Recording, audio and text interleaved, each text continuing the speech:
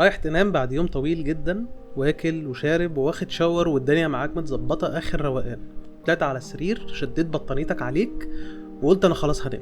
جه عقلك كده راح قايل لك فاكر يالا من حوالي 12 سنه لما حد وقف يتريق عليك في الشارع وانت شتمته ومشيت؟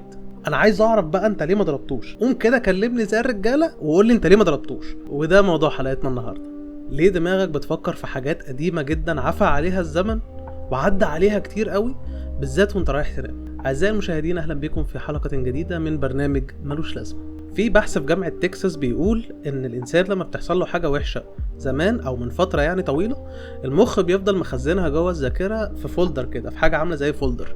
والحاجه دي ممكن تطلع بعد شهر، بعد 2، ممكن بعد سنه كمان، محدش عارف يعني. وممكن كمان تعدي عليها سنين اصلا وانت ما تاخدش بالك من الموضوع ده، لحد ما بتيجي فتره كده وانت كبير بتلاقي الموضوع طلع مره واحده، بالذات وانت رايح تنام. بعد شويه تدوير على جوجل كده وسيرش في شويه حاجات ومواضيع، جوجل قال لي بكل بساطه ان انا عندي مرض نفسي له علاقه بفكره ان انت مش عارف تنسى، او ان انت مش قادر تنسى، وان انت لازم تواجه نفسك والكلام ده كله. ولاول مره احس او اقول ان الموضوع اللي قاله جوجل ده كله كان عباره عن فتي او هبد او غلط بشكل عام يعني. لان ببساطه شديده كان الحل حسب كلام علماء النفس على جوجل يعني هو ان انت تواجه نفسك وتقعد تقنع نفسك مليون مرة وتقف قدام مراية كده وتقول ان الموقف اللي حصل ده عمره ما هيتكرر تاني. وده في وجهة نظري مش صح، يعني الموضوع محتاج كلام وتفاهيم اكتر من كده بكتير. خلينا كده مثلا نرتجل شويه مواقف، زي ان انت مثلا البيت ظلمك وانت صغير. انت واحد كنت عايز تخش ادبي عشان انت ما بتفهمش في العلوم ولا الكلام ده كله، جه البيت راح مدخلك علمي غصب عنك، سواء علمي علوم او علمي رياضه واتيفر يعني مش هنختلف. فسيادتك طلعت دلوقتي عندك تروما من كل حاجه، وما دخلتش كليه كويسه او دخلت كليه في المتوسط في العموم، وبقيت شايف ان دلوقتي مستقبلك مش هيقدر يكمل، وبقيت كل يوم وانت رايح تنام بتخاف من حته ان انت مستقبلك ما بقاش مضمون. وزي برضو فكرة التريقة اللي احنا تعرضنا لها كتير واحنا صغيرين، يعني في شباب كتيرة جدا اتعرضت للتنمر ده وهم صغيرين ولغاية دلوقتي لسه بتعاني منه. او لو مش هنتكلم عن حاجة حصلت واحنا صغيرين، فممكن نتكلم عن ان انت مثلا كنت مرتبط او كان عندك حبيبة او whatever يعني، والشخص ده سابك ومشي. كل الناس ساعتها بتقول ان انت الموقف ده علشان حصل لك انت عمرك ما هتعرف تهرب منه، وهروبك من الموضوع ده هينعكس عليك بالسلب، لان انت هتفضل فاكره، وكل موقف هتتعرض له ليه علاقة سواء من قريب او من بعيد بالموضوع ده هتلاقي نفسك مش عارف تهرب منه، بل بتنيل الدنيا اكتر.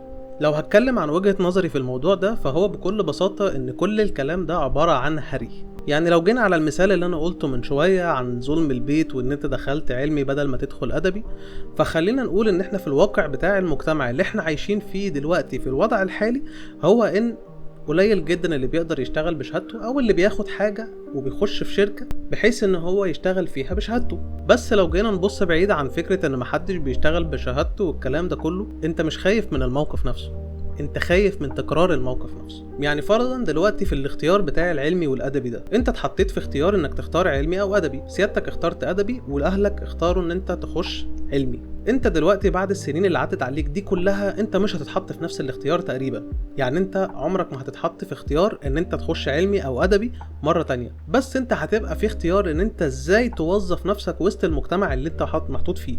طبق بقى نفس الكلام اللي انا لسه بقوله لك ده على الموقف اللي حصل لك بتاع التريقه، ان حد اتريق عليك وانت صغير وانت مثلا عيطت او شتمته شتيمه صغيره وسبته ومشيت وانت بتعيط.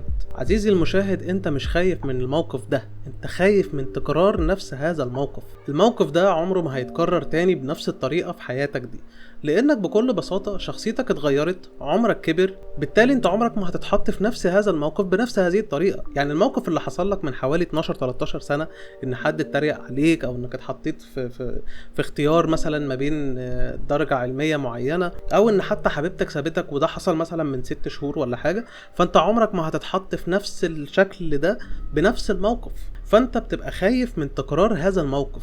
لو جينا نفكر بدماغنا شوية في الموضوع ده، فاحنا هنلاقي ان انت الموقف اللي حصل لك ده علمك حاجة، غير من شخصيتك وغير من تفكيرك، بالتالي انت عمرك ما هتخش في نفس الموقف ده. يعني مفيش حد هيتريق عليك تاني لان انت ما بقيتش صغير، انت كبرت، افكار الناس اللي بتتعامل معاها اتغيرت، قابلت شخصيات ناضجة اكتر، وبالتالي فكرك اتغير تماما عن الكلام اللي كان بيحصل لك زمان واحنا صغيرين، لان احنا ما كناش اصلا ناضجين. نفس الكلام عن فكرة العلمي والادبي اللي انا عمال اتكلم عليها طول الحلقة دي. انت عمرك ما هتتحط في نفس اختيار العلمي والادبي، بالتالي محدش هيغصبك على نفس اختيار العلمي والادبي بكل بساطة، لانك تخطيت المرحلة دي.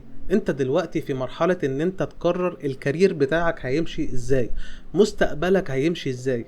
وخلينا نكون واقعيين، ناس كتير قدرت تطلع من الموقف ده بفكرة ان انا اللي همشي مستقبلي بعد كده، انا اللي هقدر اتعلم من النقطة دي كويس قوي وامشي المستقبل بتاعي بالشكل اللي انا حبه مش اللي غيري حبه. اما عن فكرة ان في حد سابك او سابك، الموضوع ده بجد بيؤهلك نفسيا ان انت تبقى مستعد لحاجة تانية، ايفن لو بعد سنة، ايفن لو بعد 6 شهور، ايفن لو بعد 5 شهور، ايفن لو بعد يوم حتى.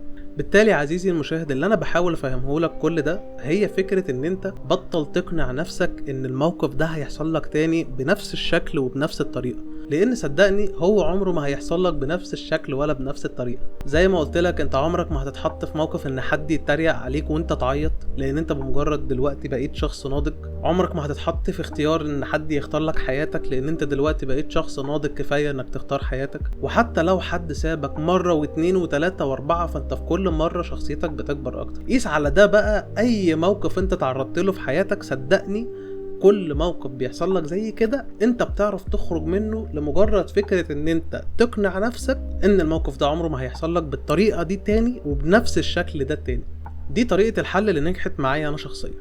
البرنامج ده مش علمي، ولا انا شخص عالم، ولا عندي حتى اي مصادر بتقول اي حاجة على الكلام اللي انا بقوله ده. انا بكلمكم بس من فكرة ان انا في حاجة جت في دماغي فقررت اطلع اعمل عنها حلقة على اليوتيوب.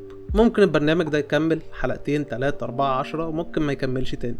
بس انا هنا عزيزي المشاهد كل اللي بحاول اقوله لك انك يا اما تاخد بالنصيحة دي وتجرب تعمل الطريقة دي، يا اما تحاول تدور على طريقة تانية تريحك انت. في الاول وفي الاخر كل واحد بيقرر ايه الحاجة اللي ممكن تريحه في الحياة. وبكده اكون خلصت كل الكلام اللي عندي، وده كان برنامج ملوش لازمة.